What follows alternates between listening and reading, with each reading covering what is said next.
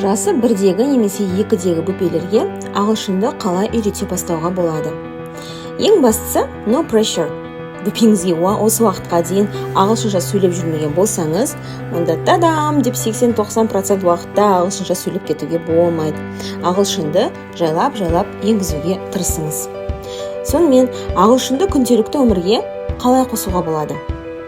Бірінші, өзіңіз тілді қолдану арқылы бөпеңіздің қызығушылығын тудырыңыз. Мысалы, үйдегі отбасы мүшелеріне сөйлеу арқылы, немесе досыңызбен ағылшынша сөйлесу арқылы, немесе ағылшын тілінде фильмдер қарау арқылы.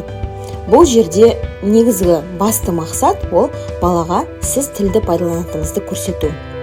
Ағылшын тілі жат тіл емес екен. Екінші, кітаптарды ағылшынша оқып бастауға болады. Басынан аяғына дейін өзіңіз оқып тастамай, бөпеңізге сұрақтар қою арқылы диалогқа шақырыңыз, сөйлесіңіз. Мысалға, what is this? Мынау не? Деген сияқты жай ғана сұрақтарды қоюға болады. Үшінші, бала сізге ағылшынша жауап бермесе, ренжіп, покер фейс жасамау. Бірақ күнделікті өмірде ағылшынды жайлап қоса беруіңізге болады. Мысалы, сыртқа шыққанда немесе шығарда let's go, немесе let's go outside, кеттік далаға шығайық, сыртқа шығайық деген сияқты айтып, немесе тамаққа шақырғанда let's eat, тамақ жейік деп тағы да басқа күнделікті кішкентай фразаларды пайдаланып бастайсыз. Төртінші, мультфильмдерді ағылшын тілінде қойып бастауға болады.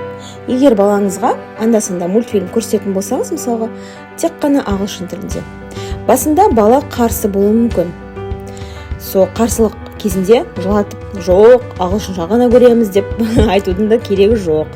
Жайлап, бір ыңғайын тауып, балаңыздың тілін тауып деген сияқты басында 5 минут болса да қосып, кейін уақытын жайлап ұзартуға болады. Мысалға, күнделікті 15 минут көрсететін болсаңыз, 15 минуттың сол мысалға басында 5 минут, кейін 10 минут солай үйретіп бастайсыз.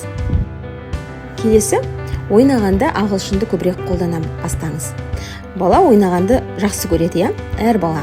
Сондықтан ағылшын тілімен де позитивті эмоция сақталады да, тілді көбірек қолдануға балада ынта пайда болады, мотивация пайда болады. Ойнағысы келіп, мысалға ағылшын тілін пайдаланып бастайды. Осы ақыл кеңестерді пайдалану арқылы 1 жастағы немесе 2 жастағы балаңызға жайлап ағылшын тілін енгізуіңізге болады. Егер видео пайдалы болса, міндетті түрде лайк қойып жіберіңіз, комментарий жазуыңызға болады, және осы каналға жазылып алуға болады. Рахмет үлкен.